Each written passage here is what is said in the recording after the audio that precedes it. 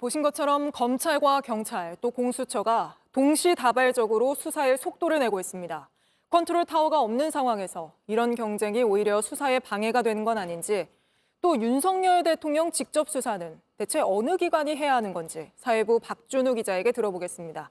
자, 박 기자, 지금으로서는 검찰이 제일 빠르게 움직이는 것 같은데요. 김용현 전 장관의 신병도 확보하지 않았습니까? 네, 검찰은 이 군검찰을 이제 파견을 받아서 군에 대한 수사까지 가능한 이 특별수사본부를 차렸습니다. 무엇보다 이번 사태의 키맨인 김용현 전 국방부 장관을 체포한 게 컸는데요. 이 김 전 장관의 구속영장이 발부가 되면 법원이 사실상 검찰의 내란죄 수사 명분을 주는 셈이 됩니다. 그렇다면 검찰의 수사 속도가 더 빨라질 수밖에 없습니다.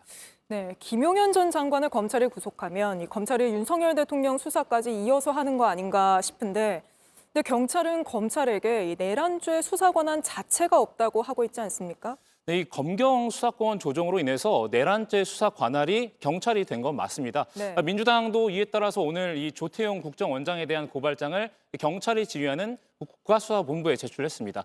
민주당에선 윤 대통령이 검찰 출신이 검찰을 못 믿겠다, 이런 분위기도 있는데다 이 법률 검토 결과 내란죄 수사 권한은 국가수사본부에 있다고 봤기 때문입니다.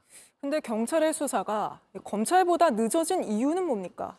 일단 경찰은 이 김용현 전 그 장관의 압수수색 영장도, 그리고 이 방첩사 압수수색 영장도 모두 검찰보다 우리가 한 발 더 앞서 신청을 했다, 이런 입장인데요. 하지만 영장 청구권이 있는 검찰이 이 경찰 수사 진행 상황을 들여다보고 중간에서 영장을 가로챈 거 아니냐, 이런 의심을 하고 있습니다. 경찰에서 그런 의심까지 나오고 있는 가운데 공수처는 검찰도 경찰도 그냥 다 우리한테 넘겨라, 이렇게 하고 있지 않습니까? 네, 윤 대통령이 이제 검찰 출신이잖아요. 그리고 또 지금 검찰 수사라인 역시 한동훈 국민의힘 대표와 인연이 있다는 비판이 이어지고 있는 게 사실입니다. 또 마찬가지로 경찰도 이 계엄령 관련해선 조지호 경찰청장을 제대로 수사하기 어렵다, 이런 지적도 있습니다. 네. 그래서 이 수사 공정성 측면에서는 공수처가 자신들이 수사를 해야 한다는 주장을 하고 있습니다. 오늘 오동훈 공수처장은 이 국회에서 내란 수계는 구속 수사가 원칙이란 좀 다소 수위 높은 발언을 했는데, 공수처가 수사해야 한다면서 강하게 주장을 하고 있습니다. 하지만 이 공수처의 인력이나 수사 경험 등 이제 그 규모를 따져봤을 때 대규모 수사가 가능하지 않을 거라는 지적도 있습니다. 공수처에서는 뭐 지금 하는 수사를 다 접어두고 이것만 하겠다, 뭐 이런 얘기까지 나오던데, 사실 현실적으로 또 어려운 측면이 있을 수도 있습니다. 사실 이렇게 세 기관이 경쟁하듯이 영장을 넣고 있다 보니까 영장을 발부하는 법원 입장에서도 이게 중복 청구돼서 기각해야 되는 경우까지 있다, 이런 얘기가 나오던데, 특검 얘기가 그래서 나오고 있는 거 아닙니까? 네, 그렇습니다. 현재 검찰과 경찰은 특검이 시작되기 전에 좀 더 본인들이 먼저 성과를 내기 위해서 속도를 내고 있는 측면이 있습니다.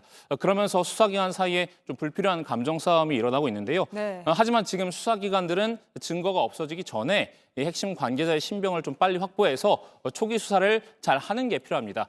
그리고 이 정치권이 추진하고 있는 특검이 수사를 이어 잘 마무리하는 것이 중요한데요. 이 박근혜 정부 국정농단 수사 때도 이 합동수사기관의 수사를 이 특검이 이어받아 마무리를 했습니다. 네. 이번에도 그 과정을 거칠 가능성이 큽니다. 알겠습니다. 박준우 기자와는 여기까지 이야기 나눠보겠습니다. JTBC 뉴스를 시청해 주셔서 고맙습니다. 저희는 저녁 6시 50분 뉴스룸에서 뵙겠습니다.